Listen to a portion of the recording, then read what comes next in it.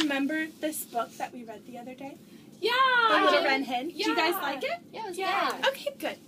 So as we're reading this book today, I'm going to show you guys a strategy that good readers do when they read books. And when good readers come across a word that they're not quite sure about, they stretch the word out sound by sound, and then they put it back together. Okay, so we're going to try this strategy today.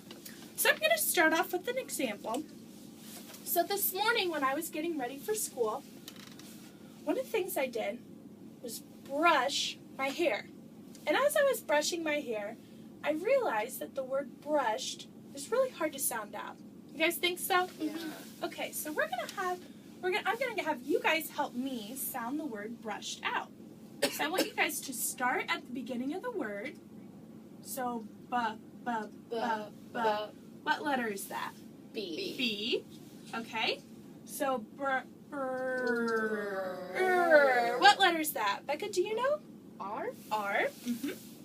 Okay, so what letter do you guys think that is? U. U. Very good. Okay, so let's start from the beginning again. Shh. That's a tricky sound. Shh. Does anybody know what two letters make that sound? Shh. Anybody know? S. S is one of them. Okay. You know that second letter? Is it a C? Not a C. Brush. What do you think, Beck? H. Yeah, very good. Okay, so we have brush, and then we have just the ending of the word, brushed. Brushed. What two letters make up the ending of that word? Does anybody know? It's tricky English language, because it sounds like a T, right? Brushed, but it's not a T. Two letters do you guys think it is? Have any idea? A D. A D is one of them. That's the very last letter. Very good, Becca, but there's one letter in between that we're missing. It's kind of a silent letter. Brush. E. Very good, Sam.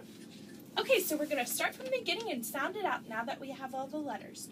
So brush. Brushed. Very good. Okay, so you guys are already masters at that strategy, but we're going to use that strategy as we read The Little Red Hen. Okay, so The Little Red Hen.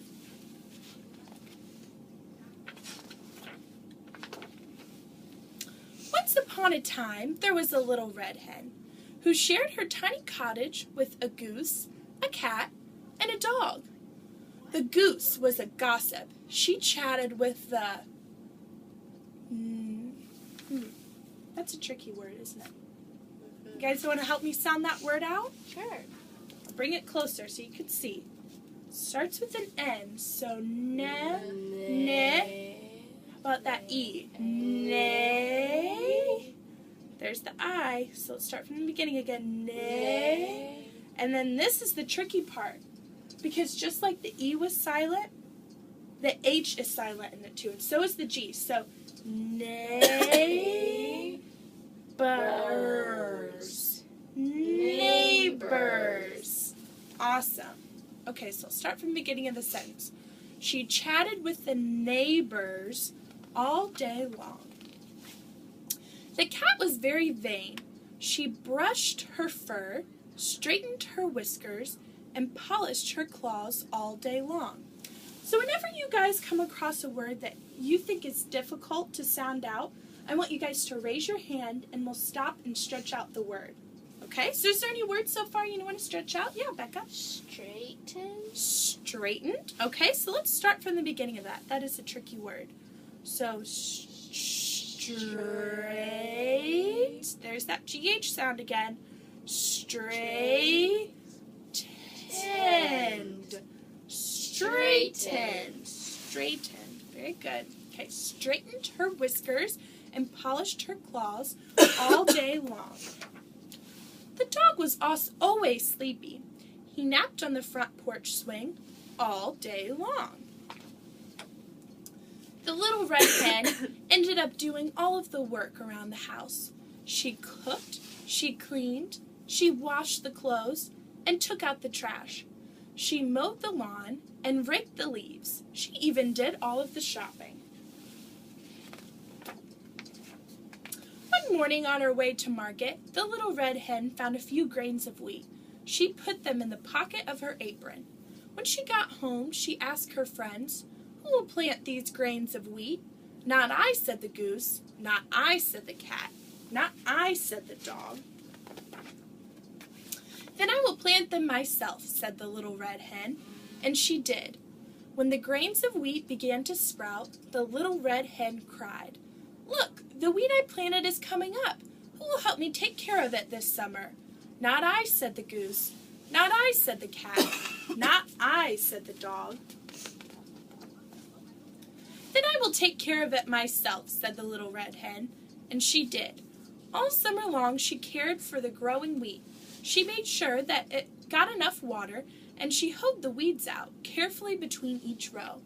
By the end of summer, the wheat had grown tall, and when it turned from green to gold, she asked her friends, "Who will help me cut and thresh this wheat?" "Not I," said the goose. "Not I," said the cat. "Not I," said the dog. "Then I will cut and thresh it myself," said the little red hen, and she did. When all of the wheat had been cut and threshed, the little red hen scooped the wheat into a... That's another tricky word, isn't it? Wheelbarrow. Can you guys sound that out with me? Wheelbarrow. Very good. Okay. Wheelbarrow, and said, "This wheat must be ground into flour. Who will help me take it to the mill?" "Not I," said the goose. "Not I," said the cat. "Not I," said the dog. Yes, Sam? You have a word that's tricky? Thresh? Yeah. Okay, so had been cut and threshed. So let's start from the beginning. Do you know that sound that the TH together makes? The. Okay, very good. So that's the first sound in the word. So threshed. So there's the SH again. Threshed. Very good. That's a good one to point out. Okay. "Then I will take it myself," said the little red hen, and she did.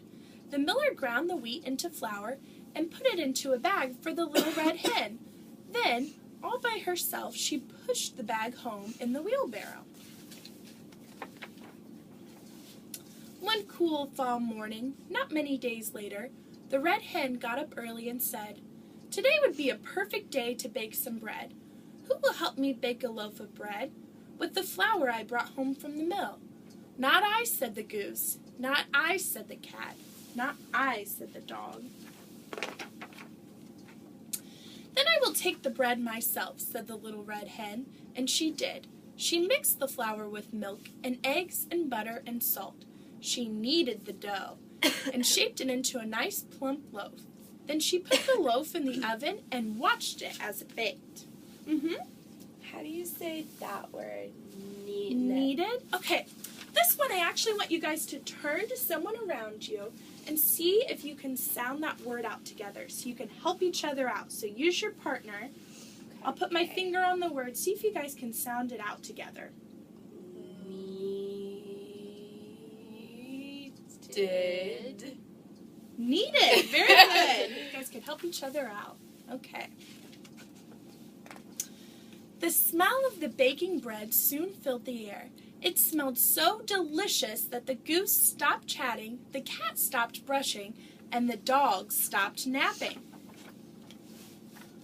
One by one they came into the kitchen. When the little red hen took the freshly baked loaf of bread out of the oven, she said, "Who will help me eat this bread?" "Oh, I will," said the goose. "And I will," said the cat. "And I will," said the dog. "You will," said the little red hen, "who planted the wheat and took care of it?" "I did." "Who cut the wheat? Who threshed it and took it to the mill?" "I did." "Who brought the flour home and baked this loaf of bread?" "I did. I did it all by myself. Now I am going to eat it all by myself." And that is exactly what she did. Yes? What is that word? Exactly. Okay. Let's sound it out together then, one last time. Exactly. Exactly. Very good. Okay. So I want you guys to use this strategy that we used today during your independent time today when we read independently. Okay, so whoever is quietest, I'm going to send back to their desks first, and we're going to start independent reading. And I want you guys to remember the stretching out strategy as you're reading today. Okay, so Becca, you've been so quiet over there. You can go ahead and get up and get your book to read.